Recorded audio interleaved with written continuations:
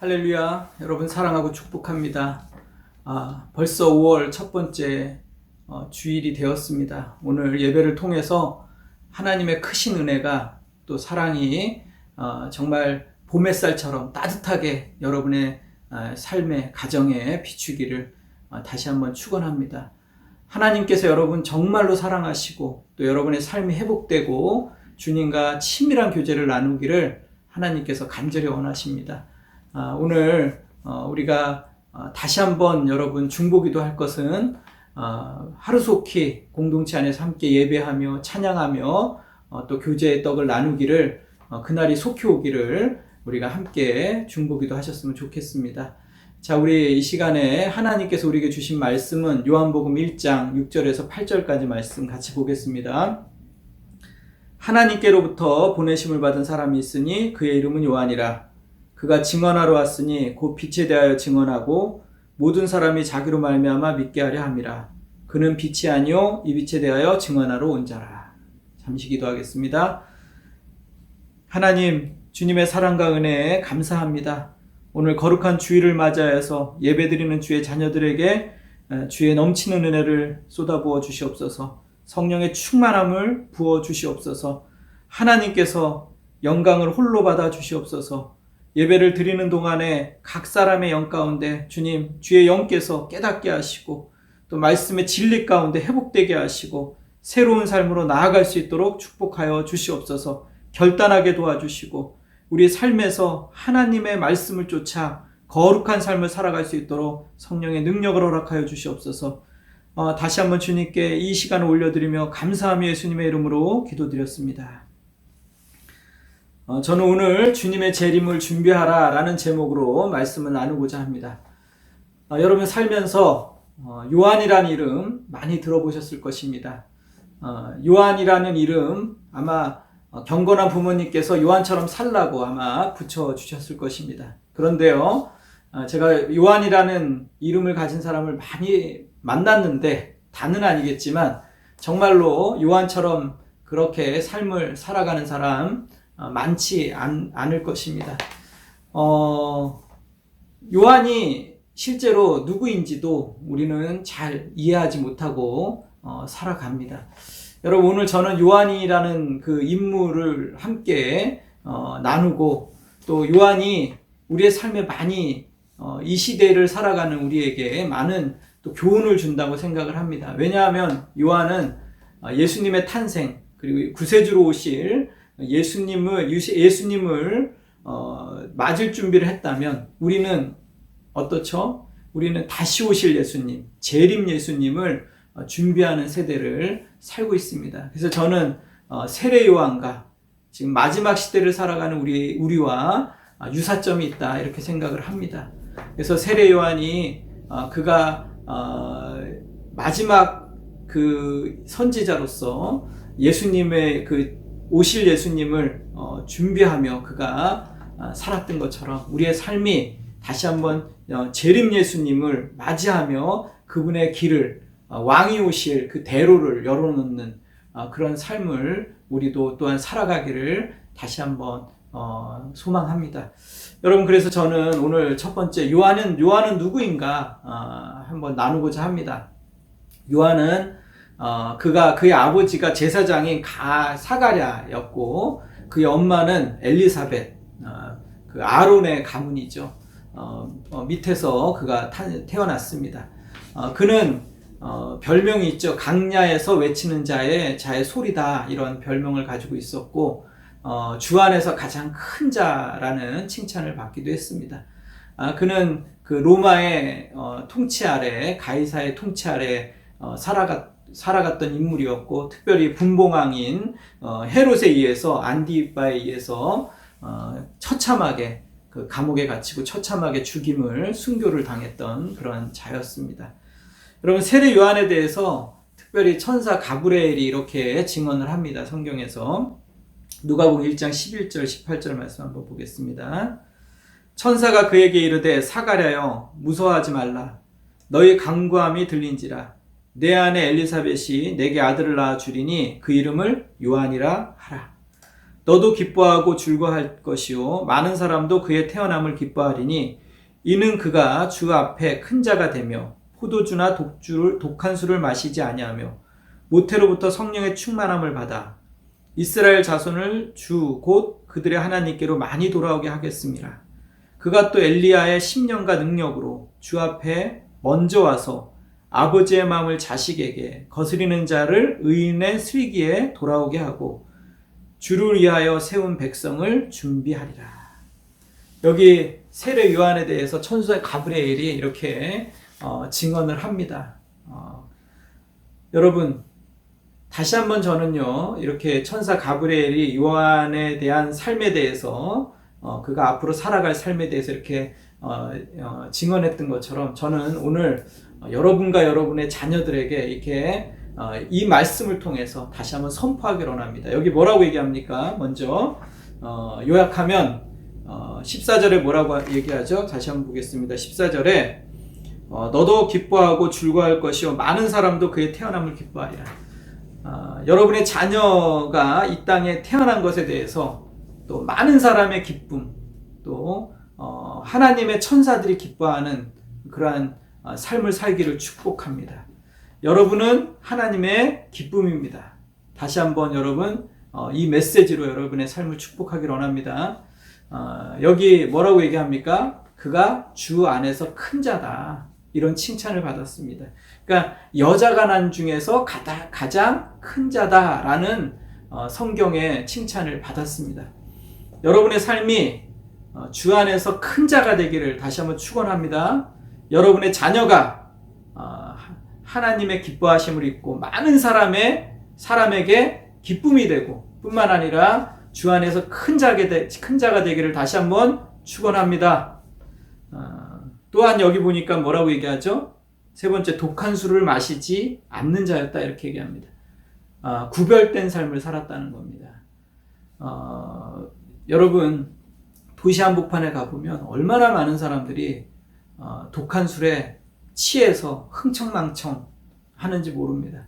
그러니까 자기가 받은 일상의 스트레스를 술로 풀어야 된다는 그러한 문화 속에 사람들이 당연한다는 듯이 살아갑니다, 여러분. 당연한 것이 아닙니다. 독한 술을 마시지 않았다라는 것은 다시 말하면 세례 요한이 구별된 삶을 살았다는 거예요. 그러니까 이 시대가 요구하는 이 시대의 문화, 이 시대의 정신을 따라서 살아가는 것이 아니라 크리스찬들은 이 시대의 물결에 흘러가는 대로 떠밀려서 살아가는 자가 아니라 시대를 거스르는 자입니다. 여러분 세례 요한은 이 시대, 그 당시의 시대, 그 당시에 세례 요한이 선포했던 그 시대, 로마 치하에서 많은 사람들이 군인들도 정직하지 못하고 정치하는 사람들, 또 그들이 포악을 일삼고 재판관들은 불의를 일삼고 그 시대에 그런 모든 불의와 타협하면서 살아간 것이 아니라 그가 어떻게 살았다고요? 독한 술을 마시지 않았다. 시대를 거스러서 그가 오히려 시대의 조류에 휘말려서 살아가지 않았다라는 것을 성경은 말하고 있는 것입니다. 다시 한번 여러분 이 말씀을 통해서 여러분의 자녀들이 시대의 물결, 세속의 물결, 어떤 그런 물질주의에 그냥 떠밀려서 아무 생각 없이 시대가 요구하는 대로, 문화가 시키는 대로, 시대 정신이 요구하는 대로 그냥 떠밀려서 살아가는 자가 아니라 시대를 거슬려서 오히려 시대를 초월해서 하나님께 영광을 돌리는 그런 자녀들이 됐으면 좋겠습니다. 다시 한번 여러분의 가문을 축복합니다. 네 번째로 세례 요한은 성령이 충만한 사람이었습니다. 성령이 충만하여서 하나님께로 많은 사람이 돌아가게 하였던 그런 사람이었습니다. 여러분의 삶이, 여러분의 자녀의 삶이 많은 사람들을 지금 깨워서 그들이 하나님께 돌아가게 하는 그러한 사역을 하는 그런 삶을 살았으면 좋겠습니다. 우리가 수많은 사람들을 마주합니다. 근데 많은 사람을 만나면 그들의 심령이 깨어져 있습니다. 삶의 방향을 잃어버리고 또 좌절과 또 두려움 속에 얼마나 많은 사람들이 그렇게 살아가는지 모릅니다. 그런 사람들에게 다시 한번 하나님의 마음으로 돌이키게 하는 그러한 일들을 여러분이 또 여러분의 자녀들이 또 우리가 행하기를 원합니다.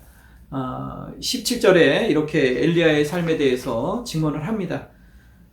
그가 또 엘리야의 신명과 능력으로 주 앞에 먼저 와서 아버지의 마음을 자식에게 거스리는 자를 의인의 슬기에 돌아오게 하고 주를 위하여 세운 백성을 준비하리라.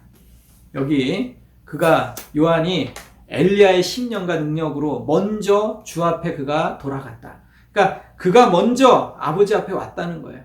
먼저 하나님 앞에 엎드려 하나님 앞에 나아가고, 그리고 난 다음에 그가 했던 사역이 뭐라고요? 아버지의 마음을 자식에게 거스리는 자를 의인의 슬기에 돌아오게 했다.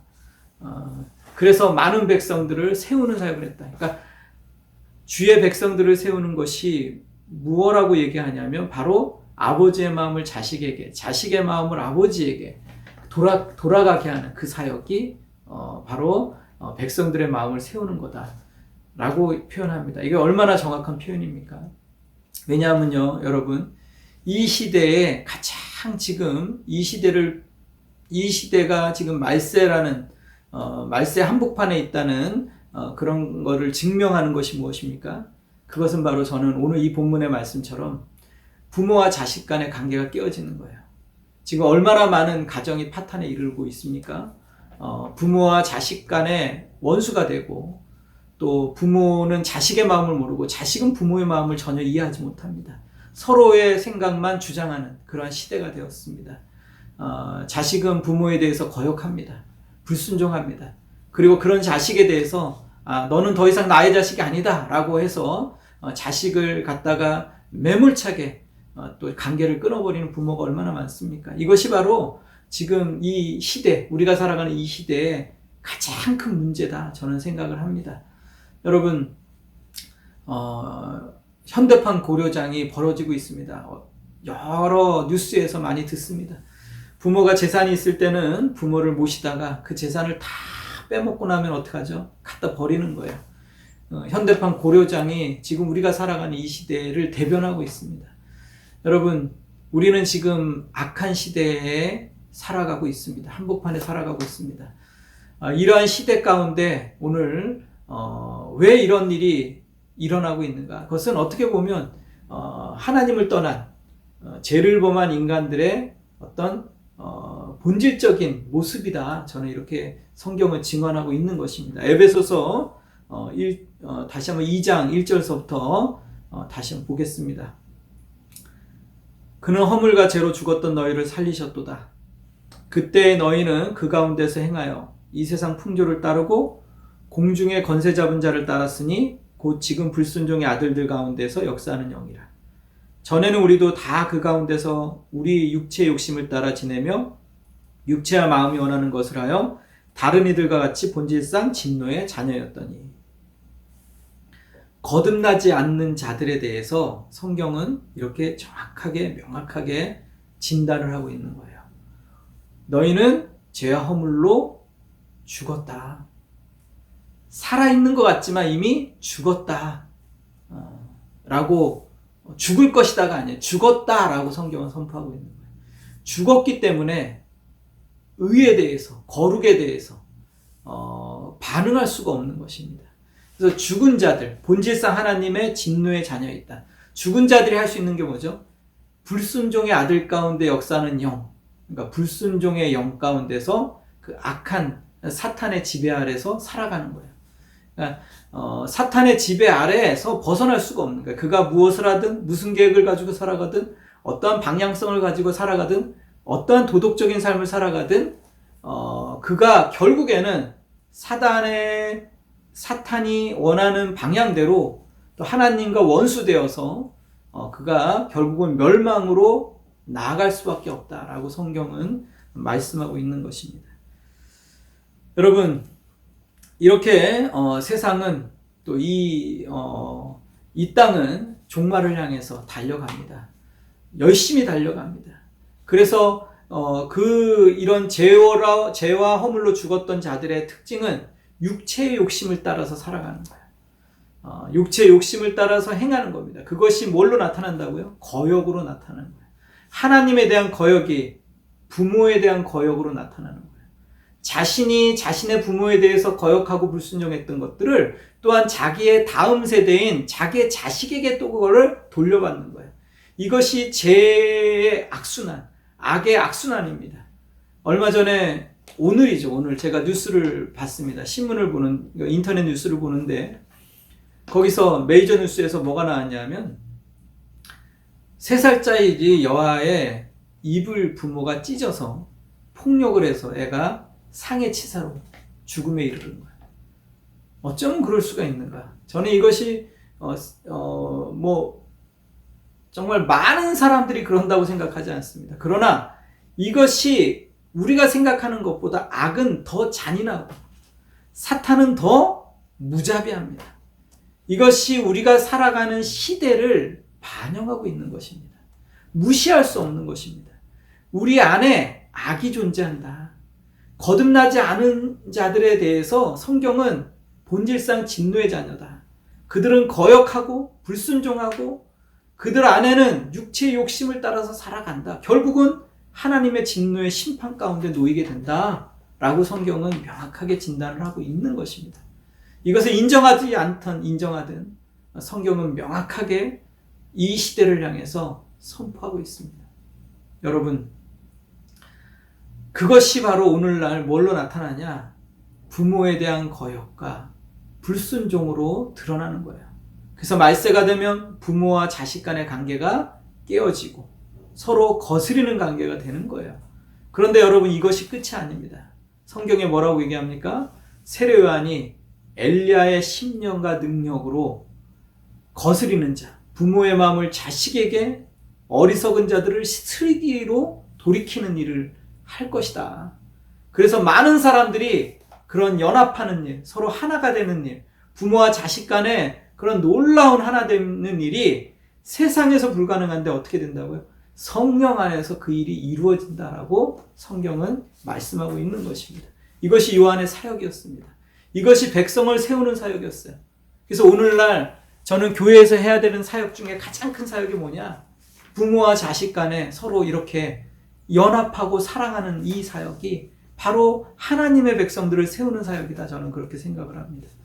제가 저의 간증을 하면요, 제가 홍천에서 예수제자 훈련을 DTS를 받은 일이 있었습니다. 젊었을 때. 그때 제가 이제 그 상처 치유 시간이 있었는데 그때 상처 치유 시간을 갔는데 그때 강의를 들으면서 말씀을 들으면서 계속 생각났던 한 인물이 있었습니다. 그 인물이 누구냐면 저의 바로 아버지였어요. 아버지만 계속 생각이 나는 거예요. 아버지 얼굴만 떠오르는 거예요. 그동안 아버지의 삶이 계속 떠오르는 거예요. 우리 가족에게 했던 어떤 그런 핍박, 가족에게 가했던 그런 가해들, 이런 것들이 계속 생각이 나는 거예요. 엄마의 어떤 그런 아픔들. 제가 얼마나 울었는지 몰라요.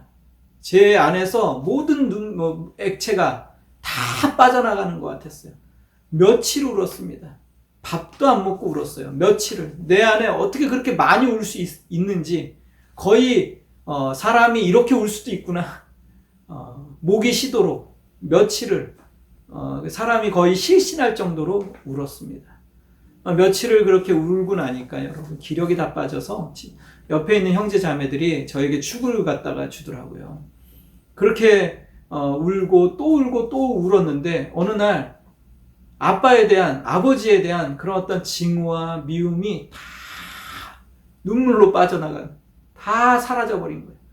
다 사라져버리고 그날 아침에 아버지에 대해서 연민이 느껴지고 아버지가 너무 사랑스럽고 그렇게 미웠던 아버지가 너무너무 보고 싶은 거예요. 왜 아버지가 한편으로 나와 같은 이런 하나님에 대한 사랑을 경험해야 되는데, 이런 성령의 능력을 경험해야 되는데 그런 생각밖에 들지 않는 거예요. 아버지가 불쌍해 보이고. 그래서 제가 편지를 써내려가기 시작했어요. 거의 10몇 장을 단숨에 써내려갔습니다. 그동안 아버지에 대해서 쫙 썼어요. 그리고 그 편지를 우체통에 넣었습니다. 그리고 난 다음에 그 편지를 받아보고 나서 몇 달 후에 아버지를 만났는데 평생 저는 그런 경험을 해본 적이 없어요. 아버지가 조용히 저를 안아주시더라고요. 저도 아버지를 안았어요. 아무 말 하지 않았습니다. 근데 그동안에 모든 아버지에 대한 상처들이 다 사라지고 오히려 아버지에 대해서 깊이 이해하는 마음이 생기는 거예요. 이것이 뭐라고요? 성령이 하시는 일이에요. 아버지의 마음을 자식에게, 자식의 마음을 부모에게. 이것이 바로 마지막 시대에 예수님의 재림을 준비하는 이 시대에 하나님의 자녀들이 해야 되는 사역이다라고 주님은 말하고 있는 것입니다. 여러분, 다시 한번 여러분의 자녀가, 여러분이 성령의 충만함으로 다시 한번 하나님의 화평을 여러분의 가정에 이루시기를 다시 한번 축원합니다. 여러분, 세례 요한은 6번째, 그는 증거하는 삶을 살았습니다. 그가 그리스도의 길을 준비하는 삶을 살았어요. 빛에 대하여서 증거하는 삶을 살았다, 이렇게 얘기합니다. 여러분, 그가 어둠을 향해서 빛을 비추는 삶을 살았어요. 그 어둠은 어둠으로 이기는 게 아니에요. 많은 사람들이 어둠을 어둠으로 이기려고 하기 때문에 거기에 다툼이 일어나고 싸움이 일어나고 분쟁이 일어나는 것입니다. 어둠은 어둠으로 이기는 것이 아니라 어둠은 뭘로 이깁니까? 빛으로 이기는 것입니다. 여러분의 착한 행실로, 여러분의 선함으로, 여러분의 하나님이 주신 그 마음으로 어둠을 물리치는 것입니다. 여러분, 세례 요한의 삶이 어땠습니까? 그가 그의 삶을 통해서 빛을 비춘 것입니다. 그가 빛에 대해서 증거하러 왔다라고 성경은 표현하고 있는 것입니다. 우리는 이 땅을 향해서, 어둠을 향해서 얼마나 많이 정죄를 합니까? 아니, 어떻게 저럴 수가 있어? 저것도 사람이라고. 세상이 말세다 말세야. 어떻게 되려고 이러느냐? 정말로 저런 쓰레기 같은 인간을 봤나? 어둠을 향해서 비판하고 정죄하고 판단하고, 그러면 좀 우리가 의로워집니까? 좀 더 나은 사람처럼 보여요? 절대 그렇지 않습니다. 어둠을 정죄한다고 해서 어둠이 맑아지는 것이 아니에요. 어둠은 우리의 삶을 통해서, 빛을 증거하는 삶을 통해서 어둠은 밝혀지는 것입니다. 여러분, 빛에 대한 빛을 증거하는 삶, 여러분의 삶의 태도와 여러분의 삶의 모습과 여러분 매일의 삶을 통해서 여러분의 하나님의 빛이 증거되기를 다시 한번 소망합니다.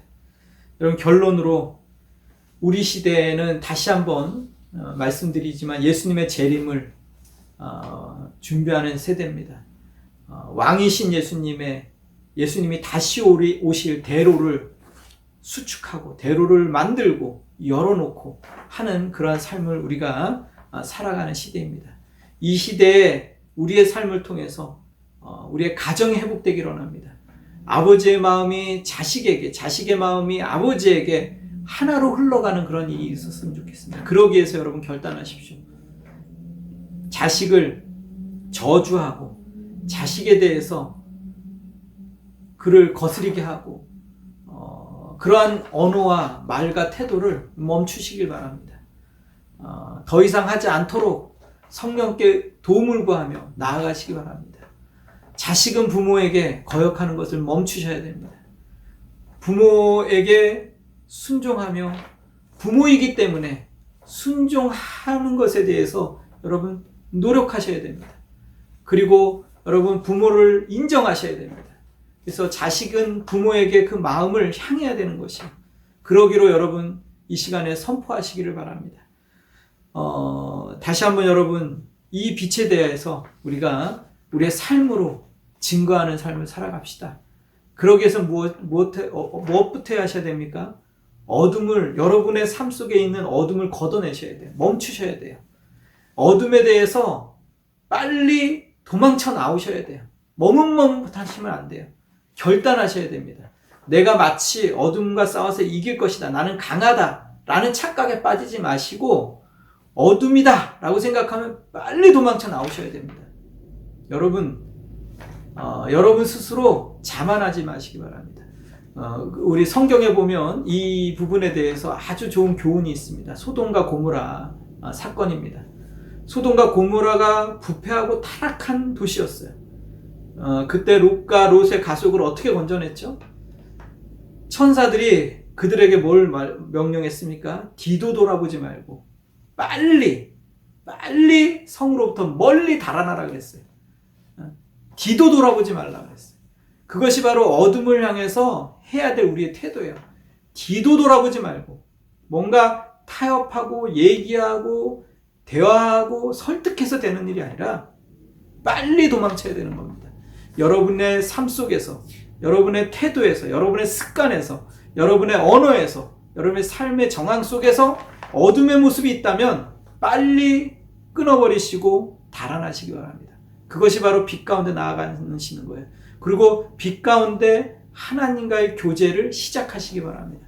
하나님과의 깊은 친밀함을 시작하시기 바랍니다. 성경을 펴서 시편을 읽고 묵상하고 기도하기를 즐겨하십시오. 성경을 펴놓고 선포하면서 기도하십시오. 하나님 이렇게 되기를 원합니다. 이 말씀처럼 내 삶이 변화되기를 원합니다. 성경의 말씀처럼 하나님의 기뻐하심을 입은 자가 되기를 원합니다. 하나님 내 삶이 내 자녀들이 성령에 충만하여서 많은 자들에게 기쁨이 될 뿐만 아니라 많은 사람들을 주님께 돌이키게 하는 그러한 일들을 하기를 원합니다. 빛을 증거할 수 있도록 도와주시옵소서. 내 삶을 바꿔주시옵소서. 선포하면서 나아가십시오.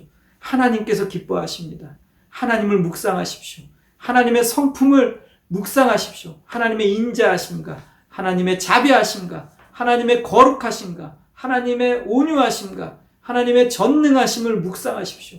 그리고 그걸 찬양하십시오. 그리고 선포하십시오.